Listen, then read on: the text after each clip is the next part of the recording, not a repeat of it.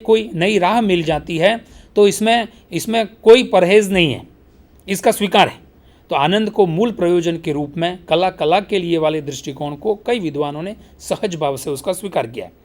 अंतिम प्रयोजन, छठा जो प्रयोजन मम्मट ने बताया, कांता सम्मित तयोपदेश युजे, नारी की भांति मधुर उपदेश देता है काव्य।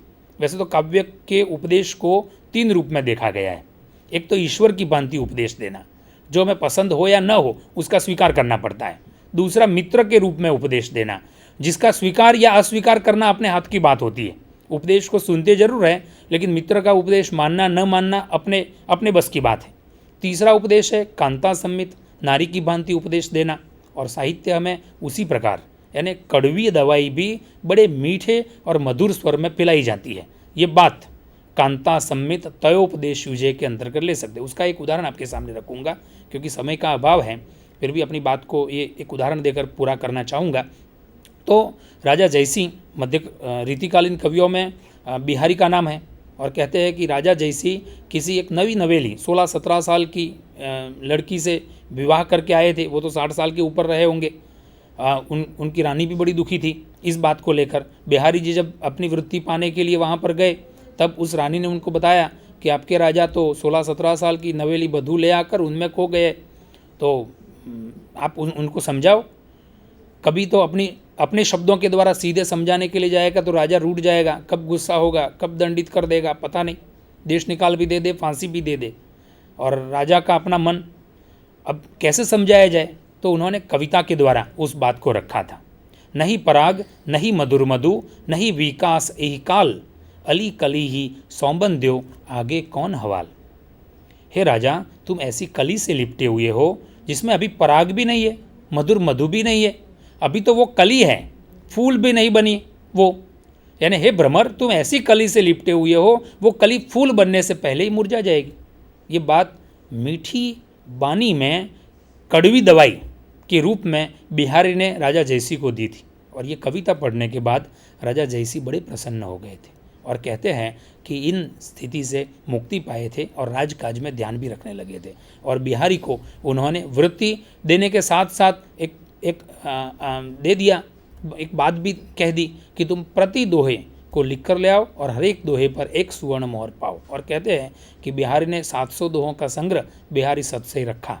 और क्या मैं समझता हूँ कि 700 तो कम से कम सुवर्ण मोहर उनको मिली ही होगी। तो अर्थ प्राप्ति तो उसके साथ ही है, लेकिन इन शब्दों के द्वारा उन्होंने जो प्रस्तुत की बात, यानी वो है कांता सम्मित तयोपदेश युजे।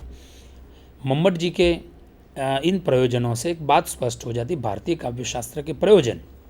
फिर हम देखते हैं कि हमारे हिंदी के काव्यशास्त्रियों ने, खास करके विद्वानों ने भी यत्र तत्र काव्य के प्रयोजनों की बात की है। मैथिलीशरण गुप्त हो, प्रेमचंद हो या अन्य विद्वान रहे हो, उन सारे विद्वानों के अपने कहीं ना कहीं उन्होंने काव्य के प्रयोजन की बात करनी चाहिए। मैथिलीशरण गुप्त ने, हमारे परम मित्र नियाज भाई ने जो बात बताई कि ये जो भारत भारती उस समय बड़ा ख्यात रहा था, और उसकी ही एक पंक्ति है, केवल मनोरंजन न कवि का कर्म होना चाहिए, उसमें उचित उपदेश का भी मर्म होना चाहिए।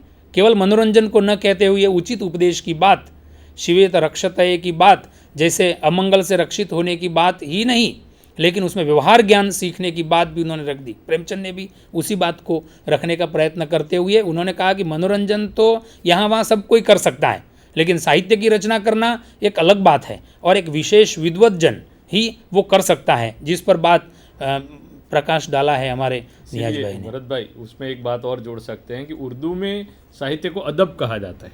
अदब यानी उर्दू अदब, साहित्य के लिए पर्यायवाची शब्द उर्दू में अदब है। तो कहने का मतलब साहित्य अदब सिखाता है, व्यवहार सिखाता है, बराबर, हमारे अंदर विवेक पैदा करता है। तो ये बहुत बड़ी बात है। हाँ, तो ये बात प्रेमचंद ने भी कहनी चाहिए। यानी समग्र रूप से एक बात देख सकते हैं कि भारतीय काव्यशास्त्र में जो संदर्भ दिया है और आधुनिक युग के भारतीय साहित्य में हम देखते हैं कि उसमें व्यवहार ज्ञान प्रधान रूप से है। यानी आनंद है, आनंद देते देते साहित्य व्यवहार ज्ञान को दे। तो अंतिम पंक्ति आपके सामने रख दूंगा, जीवन मूल्यों की स्थापना करना, रसानुभूति और ब्रह्मानंद सहोदर आनंद प्राप्त करना काव्य का मूल प्रयोजन है। तो आज हम दो मित्र आपके सामने उपस्थित रहकर काव्य के हेतु, गुण और प्रयोजन पर प्रकाश डाला है। आगे मिलते रहेंगे। नमस्कार। नमस्कार।